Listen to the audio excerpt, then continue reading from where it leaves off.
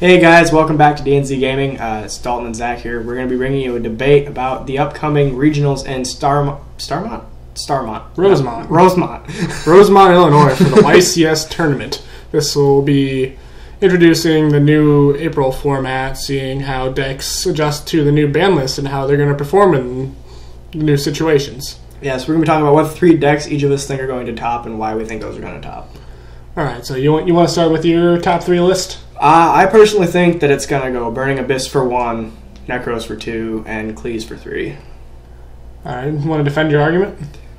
Well, thinking back, like you mentioned, Satellar Knights and Heroes as opposed to, what was my third? Cleese. But really, like, the more and more I think about it, it's like I personally don't think they compete with Cleese. It's like, what Heroes have on Cleese, or what Heroes have on other decks is Dark Law, which negates their graveyard, which Cliff Orcs don't use. The only card that used to the graveyard was Sacrifice, which is now at 1, so that doesn't really matter. Mm-hmm. Dark Law is still one of the best cards in the game right now. It's hard to argue with a one-sided Macrocosmos that is also a Mind Crush. Yeah, it's one of the best cards in the game, just not against Cleese. Right. As far as Satellar Knights go, I mean, we've talked about it in the past. Spamming for 4 just isn't really enough anymore. Your deck needs to be able to do something else, whereas Cleese are pendulums. They don't really care if you're spamming for 4. They're still going to just swarm the field and take over. How about the Satellar Knight Burning Abyss matchup if they can make Diamond? That is true. But again, how often do they make Diamond? Well, actually probably fairly often. Anytime they make a Trevor, they can make it. That's true. Well, honestly, I don't remember what Diamond's effect is. Doesn't it negate all... They're all dark effects in the graveyard, something like that. Stops that, and then has an effect like that. Just kind of shits all over dark decks. Well, then all they really need to do is either A, Phoenix Wing Blast it, Karma Cut it, or Fire Lake. Fire Lake is still a good card, or they could just make Virgil, and it's gone. Right. Understandable. I personally think that Burning Abyss aren't going to suffer from the lack of tour guides. They're just going to have to be a little bit more creative with what they do. They're going to start running some of the other Burning Abyss that they hadn't been running prior. I don't know their names, but there's one in particular that I got hit with at locals. I got hit with it probably 4 or 5 times when I dueled them, and it banishes a card on the field. Mm-hmm. It doesn't matter.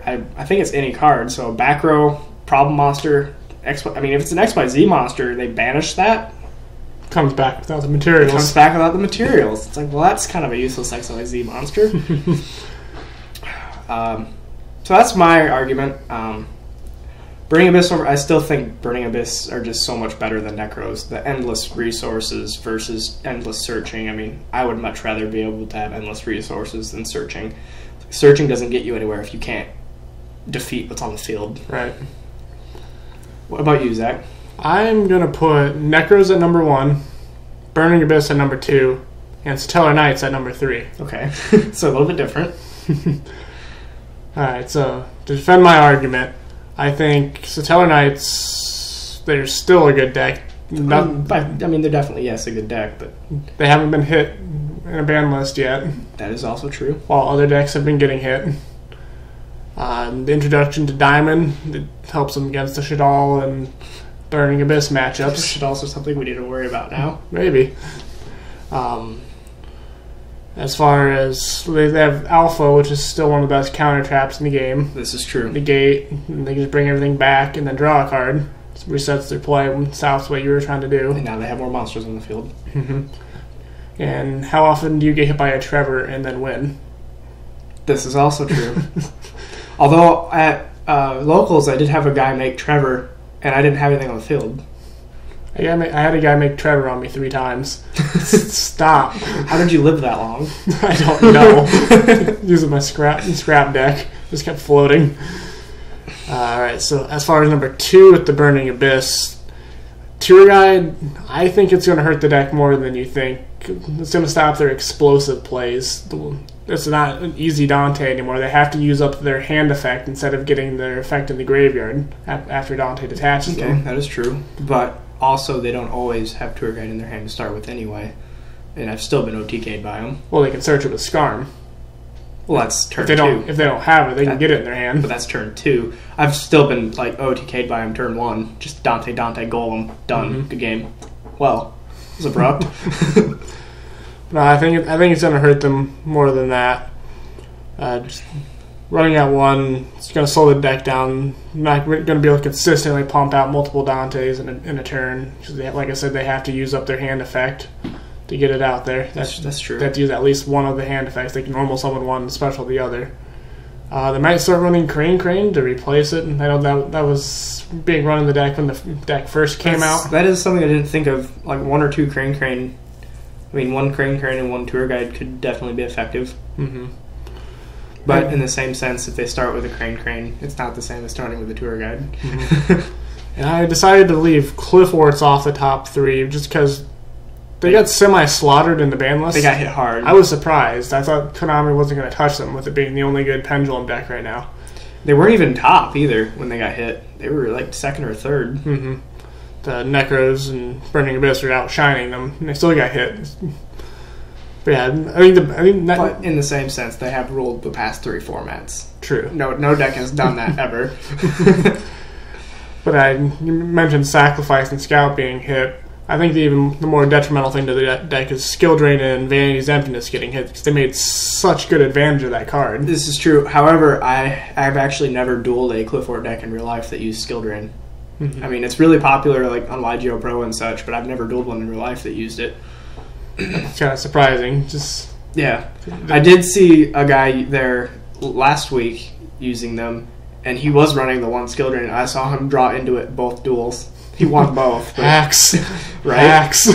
That's what I was saying. But anyway, let's move on to my argument for my number 1 seed in the list, the Necros. I know they got hit a little bit more than the Burning Abyss did. They lost 1 Bryanak and they lost 2 Preparation of Rites.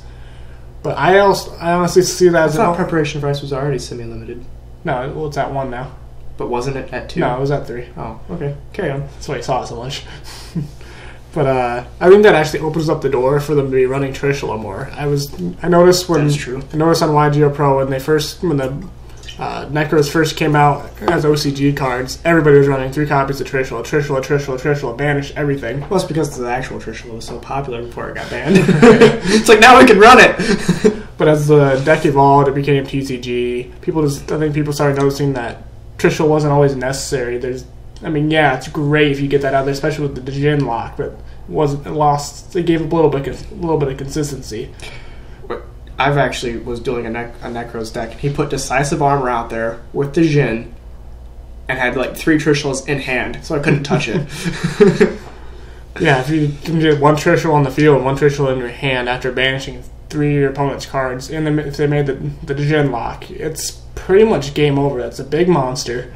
If they have Valkyries in hand, they can just negate your attack if you try to attack over it with whatever. That is one thing that irritates me, is people argue that Necros are so good, but the main thing that Necros do to win is the Djinn lock, which the Djinn wins you the duel. It's not even a Necros card. Granted, it was meant specifically for Necros, but let's take that out and see how they do.